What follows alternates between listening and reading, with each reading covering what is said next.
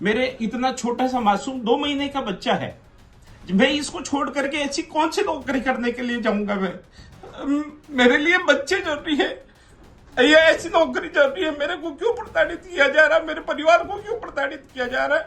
और ऐसी राजनीतिक दुर्भावना क्यों रखी जा रही है मेरे साथ में? देख लीजिए साहब, जो कल तक थप्पड़ मार रहे थे, खुद को एसडीएम बताकर धौंस जमा रहे थे, वही छोटूलाल शर्मा जी आज हमारे रिपोर्टर प्रमोद तिवारी के सामने रो रहे हैं। खुद को प्रताड़ित बता रहे हैं, कह रहे हैं मुझे बदनाम किया जा रहा है, जबकि मैं तो खुद ही प्रताड़ित हूं। क्रिया की प्रतिक्रिया होती है। शुरुआत हमने नहीं की, अश्लीलता की शुरुआत उन्होंने की। ये मेरी पत्नी से आप जान सकते हैं, यहाँ बैठे हैं, आप कैमरा इधर घुमाइए और इनसे बात कीजिए। आप क्या क्या बात हुई थी? हमारी गाड़ी ऐसा नहीं कि पेट्रोल पंप पे जाके खड़ी हो, हम 10-15 मिनट से पहले वहां लग चुके थे। वो हमारी गाड़ी आने से पहले उन्होंने, जहाँ हमारी गाड़ी लगनी थी उन्होंने पहले उससे पहले एक गाड़ी लगवाई, फिर उसकी निकलने के बाद फिर हमने खड़ी करी। तो वो गलत इशारे कर रहा था, तो मैंने इनको बोला कि ये देखो जानबूझ के ऐसे कर रहा है ये। तो इन्होंने बोला वो कोई बात नहीं, फ्यूल खत्म हो रहा, पहले अपन भरवा के चलते हैं। तो जैसे हम बाहर निकले, फ्यूल सीएनजी वाली गाड़ी थी, तो हम जैसे बाहर निकले, हमको एक साइड खड़ा करके जानबूझ के, और फिर वो वापस पीछे वाली गाड़ी में सीएनजी भरने लगी और उसमें से उसने एक भी आदमी को नहीं उतारा। तो फिर ये दौड़ के गई, भाई क्या कर रहा है, 2 महीने का छोटा बच्चा है, वो लेके खड़ी है। और ये जैसे नियम जैसे कहते हैं कि भाई सीएनजी भरवानी तो सब निकलो। 2 सेकंड में उनका क्या बिगड़ रहा था कि अगर चाहे ढक्कन नहीं खोला, ऐसे बता रहे कि भाई ढक्कन नहीं खोलने पे इन्होंने हाथापाई करी, तो ढक्कन खोलने में कितना टाइम लगता है? तो उनको ये पहले करना चाहिए था।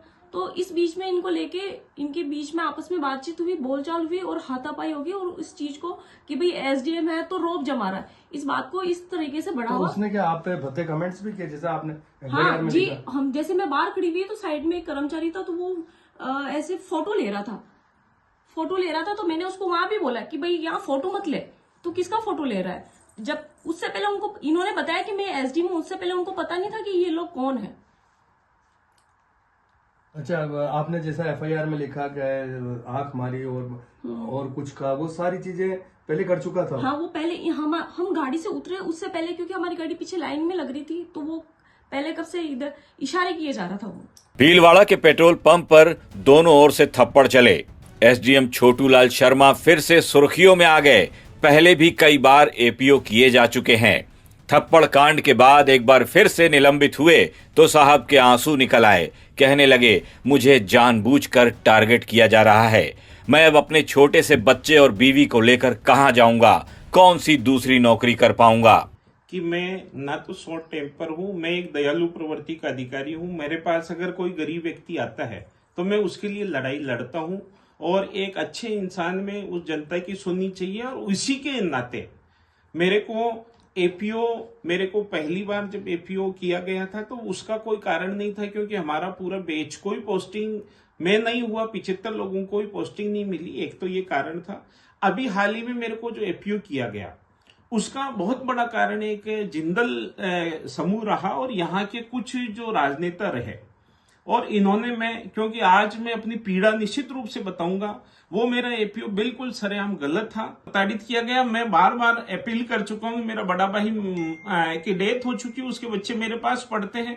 मेरा मुख्यालय एक बार भीलवाड़ा कर दिया एपीओ में, मैंने जब दरखास्त दी, फिर उस आदेश को कैंसिल करके मेरे को प्रतापगढ़ लगाया।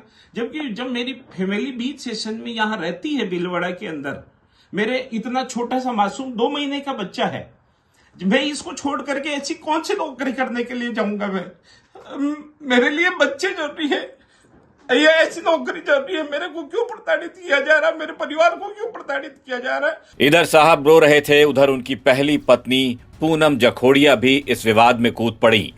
एसडीएम छोटूलाल शर्मा पर कई गंभीर आरोप लगाने लगी। पूनम के मुताबिक एसडीएम छोटूलाल शर्मा ने उनसे प्रेम विवाह किया था। शादी के बाद 10 साल तक साथ रहे, 2 बच्चे भी हुए, और जैसे ही वो एसडीएम बने तो उनका व्यवहार ही बदल गया। बात बात पर गुस्सा करने लगते थे, हाथ भी उठाने लगते थे।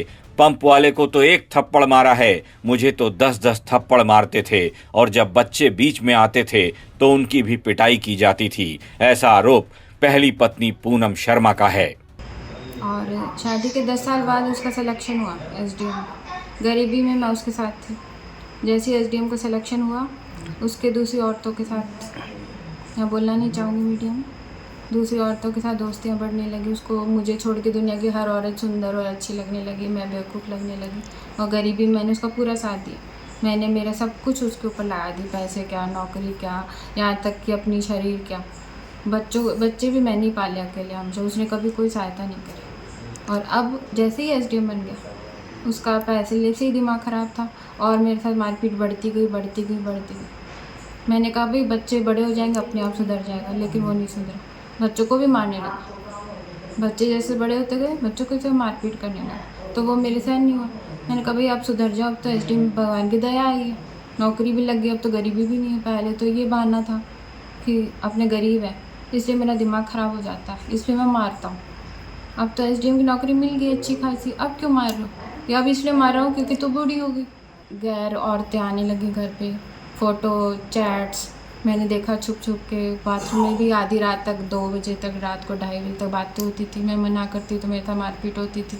मेरे यहाँ पे आँखों पे लगी हुई बहुत ज़ोर से चोट के निशान, बहुत मारता था। ये पेट्रोल पंप वाले को एक थप्पड़, मुझे तो रोज़ 10 थप्पड़ मारता था। तीजों पूनम कहती हैं कि छोटूलाल शर्मा जब पढ़ाई कर रहे थे तब उन्होंने पैसों से उनकी काफी मदद की। पूनम खुद भी पढ़ी लिखी हैं, वो एक प्राइवेट स्कूल में पढ़ाती थीं और जो पैसे मिलते थे वो पैसे अपने पति छोटूलाल शर्मा को दे देती थीं। लेकिन जैसे ही छोटूलाल का सिलेक्शन हुआ, उनका रवैया ही बदल गया। उसने अपनी पत्नी पूनम और बच्चों से किनारा कर लिया। पूनम के मुताबिक तलाक के पेपर पर उनके फर्जी सिग्नेचर लेकर कानूनी तौर पर उन्हें छोड़ दिया गया। मैं तो घर बसाना चाहती थी, बच्चों का मुझे तो फ्यूचर देना है, बच्चों का बाप कौन है, वही है। तो मैंने तो साइन किया, पहले भी, अभी भी साइन नहीं किया। उसकी नीयत बिगड़ गई अचानक, उसको कोई औरत पसंद आ गई। उसने कहा मैं तो इसको लाऊंगा, तू मेरे सामने रहेगी तो भी लाऊंगा, तो सामने नहीं रहेगी तो भी लाऊंगा मैं तो। उसने 2020 में मुझे यहाँ छोड़ गया पिलाने, क्योंकि उस टाइम कोरोना काल था, आपको याद होगा, 2 बार कोरोना आया था। तो पहले कोरोना में स्कूल बंद हो गई थी बच्चों की, दूसरे कोरोना में जब आई थी तब उसने कहा पिलानी में अच्छी स्कूल है दुनिया में, जैसे उस टाइम कोई स्कूल ही नहीं बची थी, कि पिलानी में सबसे अच्छी स्कूल है, बच्चों का यहाँ एडमिशन करा देता हूँ और मैं हर 10-15 दिन में आ जाऊँगा। ये बोल के यहाँ छोड़ गया मुझे, है ना, किराए के घर में वहाँ। तो मैं वहाँ रहने लगी, बच्चों को ऑनलाइन फ़ीस भेज देता था, थोड़ा बहुत खर्चा पानी भेज देता था बस। और थोड़े दिनों में, 2 महीने बाद अचानक नोटिस आ गया तलाक का। मेरी तो हालत ख़राब, मेरी तो आँखें सूख गई रो रो के। तलाक का नोटिस, भाई तलाक किस बात का, मैं क्यों दूँ तलाक, और मैं तलाक दे के जाऊँगी कहाँ? ना मेरे पास नौकरी, ना मेरे पास कोई, बच्चों को लेके कहाँ जाऊँगी? तो मकान वालों के मुझे तो किराए के लाले पड़ गए, वहाँ पानी लाइट का बहुत खर्चा होता है। तो फिर वो मैंने खाली करके मैं यहाँ आ गई। हाँ, न्यायालय में है वो, उसने चीटिंग करके मेरे पे झूठे केस कर दिए और झूठे केस का आधार बना के कि ये अपराधी किस्म की महिला है, ये मुझे मारती है, मैं उसको मारूँगी, मैं उसको मार सकती हूँ? नहीं हुआ। एक्स का पार्टी मेरे उसमें साइन भी नहीं है, मैं मानती नहीं तलाक हुआ है, तो वो तो आज ही मेरा पति है, मैं तो आज भी उसके मांग का सिंदूर भरती हूँ, आज मैं उसके लिए करवा चौथ करती हूँ। वो नहीं मानते, से मेरी क्या गलती, मेरे बच्चों की क्या गलती? एसडीएम की दूसरी पत्नी दीपिका व्यास अपने पति के साथ खड़ी हैं। दीपिका खुद मीडिया के सामने आई और बताया कि पंप के कर्मचारियों ने कैसे उन्हें गंदे गंदे इशारे किए, उन पर भद्दे कमेंट किए गए। अब भला ये सुनने के बाद कौन से इंसान को गुस्सा नहीं आएगा। दीपिका कहती है कि ऐसे में अगर मेरे पति ने मेरा साथ दिया तो क्या गलत किया?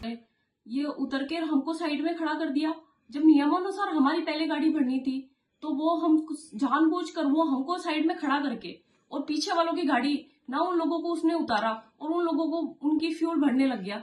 तो ये देखते हुए मेरे पति वहां दौड़ के गए कि भाई ये क्या कर रहे हो आप। तो वो उस टाइम उनसे बदतमीजी से बात करने लग गया। तो फिर मेरे पति ने भी बोला, तो इस बीच में बोलचाल और हाथापाई हुई। उन्होंने भी मेरे पति को मारा, ऐसे मुक्के मारा कि मुंह से खून आने लग गया। मैं भी इस बीच में मैं बचाव करने गई कि भाई मत मारो आप, 50 लोग उनको घेर के खड़े हो गए थे। फिर ये चीज बस इसको गलत तरीके से एडिट करके और सोशल मीडिया पे खूब फैलाया जा रहा है कि भाई एसडीएम है तो इसलिए हमको मारा, रोब झाड़ रहा है, जबकि ऐसा कुछ है नहीं है। कोई पति अगर अपनी पत्नी के लिए, अगर उसकी मान सम्मान के लिए लड़े तो ये कोई गलत बात नहीं है। तो मेरी आप सबसे अपील है कि इस चीज को आप बढ़ावा ना दे, इन्हें ऐसे गुंडे बदमाशों को बढ़ावा ना दे। छोटूलाल अब एसडीएम के पद से निलंबित हो चुके हैं। साहब ने 2 शादियां की हैं, पहले पूनम से लव मैरिज की और फिर एसडीएम बनने के बाद उन्हें छोड़ दिया, लेकिन आज भी पूनम अपनी मांग में छोटू लाल के नाम का ही सिंदूर लगाती हैं। उनकी लंबी उम्र के लिए करवा चौथ का व्रत रखती हैं, लेकिन छोटू लाल के दिल में अब पहली पत्नी पूनम के लिए कोई हमदर्दी, कोई प्यार नहीं बचा है। हालांकि वो अपनी पहली पत्नी से पैदा हुए दोनों बच्चों को अपने साथ ही रखते हैं, उनकी पढ़ाई लिखाई का खर्चा भी उठाते हैं, लेकिन प्यार सिर्फ अपनी दूसरी पत्नी दीपिका व्यास से ही करते हैं। एसडीएम की दूसरी पत्नी दीपिका व्यास की भी एक संतान है, जिसे एसडीएम साहब अपनी जान से भी ज्यादा चाहते हैं। तभी तो कैमरे के सामने आकर ये कहते दिखे कि मैं प्रताड़ित हूं, अपनी बीवी और छोटे से बच्चे को लेकर कहां जाऊंगा। खैर, भीलवाड़ा का ये थप्पड़ कांड गर्म है। एक थप्पड़ ने एसडीएम छोटू लाल शर्मा के अतीत के सारे पन्ने पलटवा दिए हैं। सीएनजी पंप पर हुए थप्पड़ कांड का ऐसा अंजाम होगा, अगर शायद एसडीएम साहब को यह पता होता तो कभी पंप के कर्मचारी को थप्पड़ नहीं मारते। राजस्थान तक के लिए भीलवाड़ा से प्रमोद तिवारी की रिपोर्ट।